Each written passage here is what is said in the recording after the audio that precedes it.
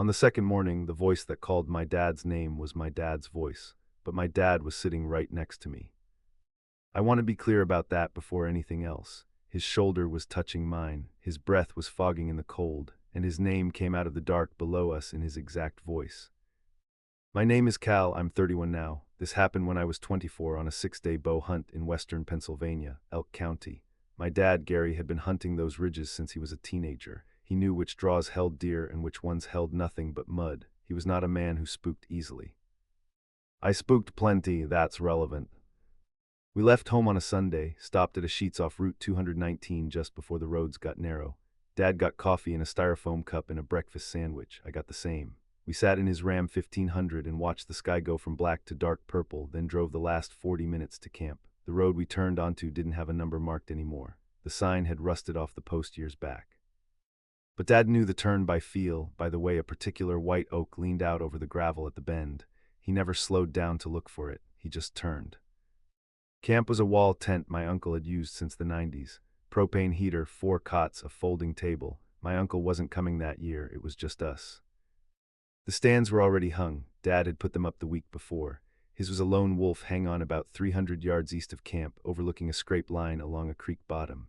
Mine was farther north, maybe a quarter mile, on a finger ridge that funneled deer out of a stand of hemlocks.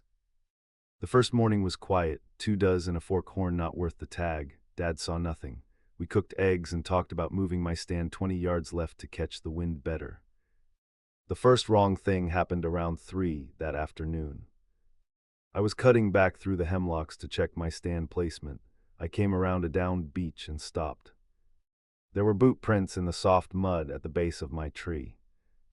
Directly under the stand, facing the trunk, like someone had stood there and looked straight up. They weren't my prints. My boots are a size 12 lacrosse pack boot. These were narrower, smaller, and there were no prints leading in, no prints leading out, just the 2 of them standing there. I looked up into the hemlock branches. I looked behind me, nothing. I told myself it was an old print. I told myself the mud had shifted. I climbed up, sat the evening, and led a nice 8-point walk, came back to camp at dark. I didn't mention the prints to my dad. I didn't want to sound like I was already losing my nerve. The second morning is the one that stays with me. We climbed out of our cots at 4. Dad made instant oatmeal. We dressed in the dark, sprayed down with Scent-Away, and walked out together toward the fork where the paths split, him east, me north. The temperature had dropped overnight, 19 degrees according to the thermometer clipped to the tent's zipper pull. The cold pressed in through your collar and found the back of your neck no matter how well you were layered. Our headlamps cut hard white beams through the dark. Our breath came out in short puffs that hung in the air a second before the cold took them. He squeezed my shoulder at the fork. "Sit still until 8, he said, "don't fidget." I said I wouldn't. He went east, I went north. That was the last time anything felt normal. I climbed my stand and got settled, turned my headlamp off around 5:15. The woods went dark and quiet the way they do, that pre-dawn silence that isn't peaceful, just empty. I knocked an arrow out of habit. I shoot a Matthews compound, didn't bring the rifle that year, just the bow. Around 5:40 I heard something moving below the ridge, too heavy for a squirrel, too slow for a deer. It moved for maybe 30 seconds and stopped. I wrote it off as a coyote. Then it moved again, closer, it was circling. Something was walking the base of my ridge in a slow, deliberate loop, dead leaves crackling, sticks snapping every few seconds, evenly spaced. The sound had a rhythm I kept waiting to break, some stumble, some animal irregularity. It never did, even spacing, even weight. The same crack and pause and crack, moving in a slow arc around the base of my tree. I figured it was my dad. Maybe he'd changed his mind and was cutting north. I almost whispered down to him. I'm glad I didn't. Because then his voice came up from below me. Gary. Just his name in his voice, the exact cadence he uses when he's talking to himself, half-muttered, like he forgot something back at camp. I went completely still. I could feel my own heartbeat in my throat. My dad's name isn't common around here, and the sound of it was perfect, the pitch, the slight roughness. The way he clips the R. I've heard my dad say his own name on the phone 1,000 times when he answers it. This was that, not close, not an approximation. It was the actual sound of my father's voice saying my father's name, coming up through 19-degree air from somewhere in the dark below me, clear and close, maybe 30 yards down the slope. And my dad was not below me. My dad was 300 yards east. I didn't move, I didn't make a sound. I sat with my back against the tree and my bow across my knees, and I listened. The footsteps didn't stop, they kept moving, slow and even. I heard them track around the north side of the ridge and then go quiet. For 10 minutes there was nothing. The cold deepened, or felt like it did. I became aware of a smell I hadn't noticed before, something faintly organic under the usual pine and leaf rot, like turned soil after rain. It hadn't rained. I focused on keeping my breathing controlled and silent. My hands had gone stiff around the riser of the bow. Then I heard my dad's grunt call. He keeps a Primo's can call on a lanyard around his neck. I've heard it 1,000 times. It has a specific tone, slightly lower than standard, because he's worn the reed down over years of use. The call I heard matched it exactly, not the sound a Primo's can call makes in general. His specific call with that particular worn reed pitch. It came from about 60 yards north of my stand. There was no registered hunter in that area. Nothing north of my finger ridge but a power line cut, and past that, state game land bordering the Allegheny National Forest. I didn't answer, I didn't move. Just before 7 it got light enough to see. I looked down from my stand and scanned the ridge. About 40 yards out, at the edge of where the hemlocks thinned, there was something standing. It was in the shadows, tall, not wearing orange. I couldn't get a shape on it. It was between two trees and my eyes kept trying to make it into a deer or a stump and failing. It wasn't moving. It was just there, standing with a stillness that didn't feel like an animal's stillness. Animals shift, they flick an ear, they adjust their weight. This thing was motionless in a way that felt deliberate, like it knew how to hold itself so I couldn't resolve what I was seeing. Then it stepped back once, into the dark between the trees. And it was gone. I sat in that stand for another 40 minutes because I was afraid to climb down. I don't know what I was afraid of exactly. I just knew that getting down meant being at ground level, and I did not want to be at ground level. At 7:40 I finally came down. I backed down the sticks as slow and quiet as I could. My boots hit the mud. I turned around immediately and checked every direction. Nothing there. The soil at the base of the tree was pressed and soft. I didn't look at it long enough to see what it showed. I just moved. I went east fast but not running. I stayed on the trail where I could see ahead of me. I got to the fork. I got to my dad's tree. He was already climbing down. "You're early," he said. I looked at his face, normal, a little cold, not scared. "Something was on my ridge," I said, "calling your name." He went still, saying, "Gary." "In your voice, using your call." He looked past me, back north toward the hemlocks. He didn't say anything for a long time. Then he said, "Let's go back to camp." We walked back without talking. He kept looking left and right at the tree line. I noticed that he wasn't just walking, he was watching. At camp he poured himself a cup of water from the jug and sat down at the folding table. He put both hands flat on the table. "My father told me something happened on this property," he said. "Back in '78, he never told me the whole story, just said there was something up on that north ridge that called his name." He stopped. He said it sounded like him. I sat down across from him. "He never hunted north of the fork again," my dad said. "I always figured it was just a story he told to keep me in clothes." He looked at the table. "He didn't tell it like a story," he said finally. We didn't go back out that afternoon. We broke camp the next morning, a full day early, stopped at the same sheets on Route 219 on the way home. Dad got coffee. I got coffee. We sat in the Ram in the parking lot the same way we had 2 mornings before, watching the sky go light. Neither of us talked about it on the drive home, not really. About a week later I ran into Pete, a game warden I knew from back home. I told him we'd cut the trip short. He asked why. I told him something had been on that north ridge making sounds I couldn't account for, calling out. He didn't say anything for a moment. Then he said, "Elk County." I said, "Yeah." He looked at me the way you look at someone when you've decided not to answer their question. He changed the subject. We talked about season numbers and I let it go. I've been back to that part of Elk County twice since. We hunt the creek bottom and the south-facing slopes. We park the truck on the same dirt 2-track. We use the same camp spot. We just don't hunt that north ridge anymore. On the night I came home and found my back door unlocked, I knew I'd been right for months. My name is Derek, I'm 34. I work data entry from home, outside Knoxville, Tennessee, small neighborhood, older houses, the kind of street where people wave from their driveways and nobody locks up until dark. I had been there 2 years when this started. The first thing I noticed was the gate. I have a wooden gate on the side of the house. It leads to the backyard. I keep it latched with a hook and eye latch, nothing fancy, but it holds. One morning I came out and the latch was flipped open. I figured the wind got it. I latched it again and forgot about it. A week later, same thing. I walked the yard looking for anything off. I found a partial footprint in the mud near the back fence. The ground had been soft from a few days of rain, so I couldn't be sure it was recent. I told myself I was being paranoid. I had been working alone for a long time. Isolation does things to your head. Then my neighbor Cynthia knocked on my door. She's in her 60s, lives directly across the street. She said she'd seen a man standing in my driveway 2 nights before, around 11 at night. She thought maybe I had company. I told her I didn't. She described him as tall, thin, wearing a dark jacket. He stood there for a while, looking at the house. Then he walked off down the street. I thanked her and went back inside. That night I checked the locks twice before bed. The next week I ordered a package from Amazon, a router, nothing exciting. It sat on my porch for about 4 hours before I brought it in. When I opened the box, the router was still inside, but the packing slip was gone. The envelope it comes in was still there, open and empty. Someone had been on my porch long enough to pull it out and take it. I know how that sounds. I know it sounds small, but a packing slip has your full name and address on it. Sometimes it has the last 4 digits of a card number. I started paying closer attention. There was a gray Honda Civic I began seeing parked on my street, not in front of any particular house, just at the curb, different spots, always within sight of my place. Once I walked past it on my way to the Circle K 2 blocks over. Someone was sitting in the driver's seat, not on their phone, not eating, just sitting there watching the street. The engine wasn't running. It was around 40 degrees out. There's no reason to sit in an unheated car on a day like that unless you're waiting for something specific.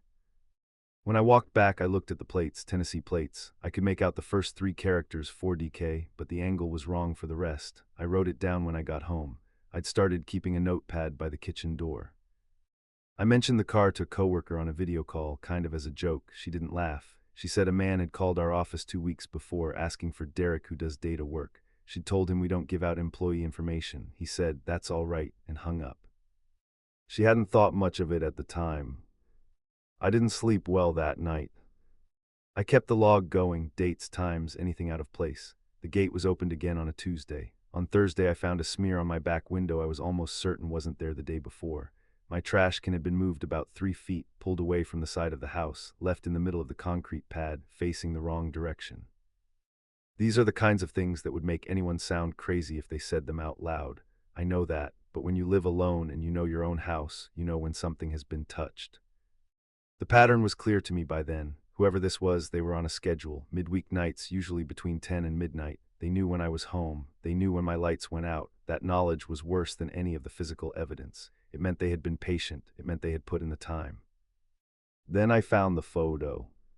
I use a gym about 2 miles from the house, a 24-hour fitness place off Merchants Road. I kept a combination lock in a small cubby in the locker room. One evening I opened that cubby and found a folded piece of paper inside. I unfolded it. It was a photo printed on regular printer paper, me outside my house getting into my truck, my gray F-150, taken from a distance, a little grainy, shot from somewhere across the street or slightly down the block, but it was recent. I was wearing a jacket I'd bought in October. There was frost on the truck's windshield in the image. That meant it had been taken in the last few weeks.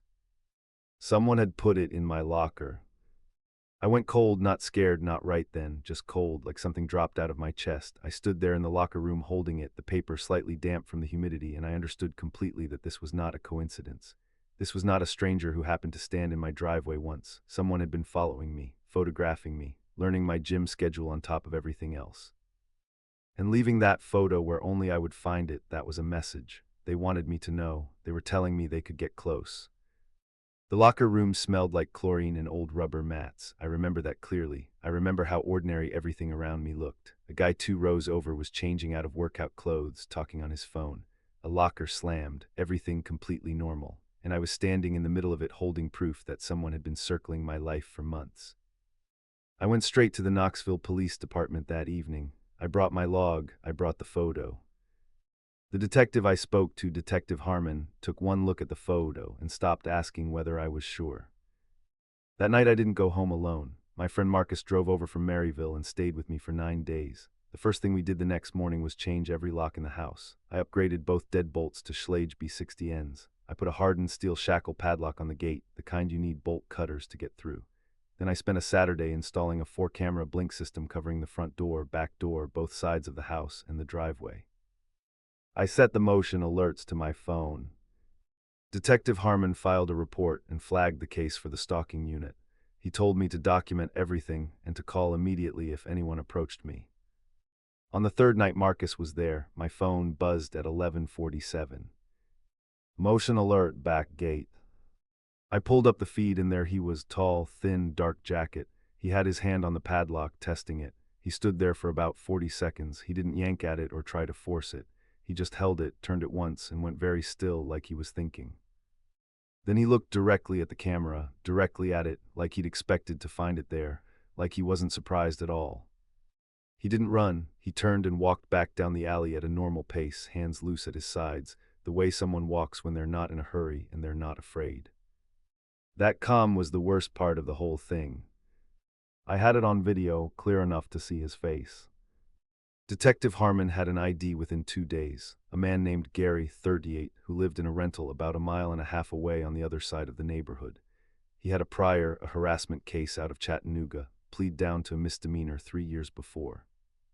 I had never met him once in my life, never seen him before the Civic. I still don't know what started it. He was arrested on a Thursday, charged with aggravated stalking. He was out on bond within a week, and that scared me more than I expected. The idea that he was back out there, a mile and a half away, knowing I was the one who reported him, I didn't like that math. But a judge issued an emergency protective order the same day, and Harmon told me they were building towards something more serious. I moved out 2 months later. Not because I had to, because I couldn't sleep there anymore. Every noise from the back of the house, every shadow past the window, my body just wouldn't stand down. I found a place on the other side of Knoxville, a ground floor unit in a building with a keyed entrance and a camera on every hallway. I didn't tell anyone where I moved except Marcus and my sister. Gary pled guilty 4 months after the arrest, 18 months probation, a permanent protective order, and mandatory counseling. I was told about the plea over the phone. I didn't feel much of anything when I heard it, maybe a little relief, mostly just tired. I still use the same gym, I still drive the same truck, but I check my surroundings now in a way I didn't before. The parking lot before I get in the cab, the alley behind wherever I am, the car that stays behind me on a long stretch of road. It's not paranoia if it already happened once. I have a second deadbolt on every door I've lived behind since. I always will. Don't talk yourself out of the thing you already know. He offered me an extra $40 to bring it after dark. I took the deal. This was 3 weeks out from a bad month. A transmission job on my Tacoma wiped out most of what I'd saved, and rent was due Friday. That October I listed almost everything I could spare on Facebook Marketplace: an old road bike, a microwave, 2 floor lamps, and a dresser set I'd had since college. The dresser was solid oak but scratched on one side. I priced it at $80 for the set. The name on the profile was Marcus Webb. The account had a photo, middle-aged, heavyset, generic. A few mutual groups, the kind you end up in when you live in any mid-sized city. He messaged me on a Tuesday around noon. We went back and forth a few times. He said he was furnishing a guest room. He asked the dimensions, asked if the drawers all worked, normal stuff. He said he could do cash and could come Thursday evening. I told him I was in East Tennessee near Morristown and that we should meet somewhere close to my place. He said fine. Then Thursday morning he messaged again. Would you mind bringing it to me? I'll give you an extra 40. I'm out on no road past the 92 junction. I looked it up, about 14 miles out, rural but not unreasonable. $40 extra was $40 extra. I said yes. He wrote back fast, come after 8 if you can, I work late. That was the first thing I let slide. I loaded the dresser into the bed of the Tacoma around 7:30. It was a cold night. There'd been a frost warning and the roads were already showing it, that dull wet sheen that isn't quite ice but wants to be. I pulled the tailgate up and could smell wood smoke from somewhere down the street, and the faint diesel tang that always hangs in the truck bed. My breath came out in short white puffs. Right before I left, he texted me an address. It was different from the one he'd mentioned before. The first time he said no road. This address was on something called Cutter Hollow Lane. I texted back and asked which one. He said, sorry, Cutter Hollow, I always mix those up. It was 14 miles in the other direction. I sat in my truck for a minute. I had his number pulled up. I thought about calling. Instead, I typed the address into my GPS and watched the route appear, a long line pointing out past the edge of Hamblin County, into the dark part of the map where the road names stop having numbers. I stared at it long enough that the screen dimmed. Then I tapped it back awake and pulled out of the driveway. 14 miles was 14 miles. About halfway out, I passed the last lit thing I'd see for a while, a Circle K at the junction of Highway 92. Its yellow sign was buzzing against the dark like it was working hard to stay on. After that, the road got narrow and the tree cover got thick. No streetlights, just my headlights and whatever my high beams caught. The yellow center line disappeared around mile 3 and didn't come back. The GPS took me off the paved road about 3 miles in. Gravel. The sound changed immediately, that loose rattling under the tires, a little louder than you want it to be. Then the gravel thinned and it was more like packed dirt with gravel scattered across it. I slowed down. The Tacoma handled it fine, but I started checking my mirrors more than I needed to. There was nothing back there, just the red wash of my taillights fading into the tree line. At one point, the GPS told me to turn left onto Cut or Hollow Lane. I turned. The road dead-ended into a clearing about 200 yards in. There was a house there, single-story, white or maybe gray, hard to say in the dark, no lights on inside, not a single window lit. An older F-250 was parked out front, dark-colored, the kind of vehicle that looks like it's been sitting in the same spot for years even when it hasn't. The clearing smelled like wet leaves and something faintly chemical. Old motor oil soaked into the ground. Everything was very quiet. No crickets, too cold for that, no wind. Just the idle of my engine and the soft tick of the exhaust pipe cooling down. I stopped about 30 feet back and left the engine running. I texted Marcus, "I'm here, it's dark, you home?" He replied in under 10 seconds, "Yeah, come on up, doors open." Something moved in my chest, not fear exactly, something quieter, a wrongness I couldn't name yet, the kind your body picks up before your brain does. The house had no lights on, nobody came to the door, nobody stepped onto the porch. I didn't move the truck. I looked at that porch for a long moment, plain wooden boards, one step up from the ground, no railing. The front door was set back in shadow, no shoes by the door, no decorations. Nothing that said anyone had been moving through that space in the ordinary way people live in a place, just dark boards and a dark door and dark windows on either side of it. I texted back, "Can you come out? I need help carrying the dresser." Long pause, maybe 90 seconds. "Just leave it by the door, I'll grab it." That was wrong. Nobody buying a dresser tells you to just leave it by the door. You want to look at what you're paying cash for. You want to see the scratches, test the drawers. Make sure the thing you're buying is the thing you thought you were buying. That's how it works. That's how it has always worked. I sat in the cab with the heater running and my hands on the wheel. I became aware of small things the way you do when your attention narrows down. The way my seat creaked when I shifted my weight, the faint rattle of the dresser in the truck bed, the quality of the silence outside, not peaceful, not rural quiet, just still. The way a room gets quiet when someone in it stops breathing. Then the front door opened. Not Marcus, a different man, shorter, thinner, wearing a dark jacket I couldn't make out clearly at 30 feet. He stood in the doorway and looked out at my truck without saying anything. He didn't wave, he didn't call out a greeting, he didn't come forward. He just stood there in the open doorway and looked in my direction with what I can only describe as patience. I called Marcus's number. It rang twice, then a phone lit up inside the house behind the man in the doorway.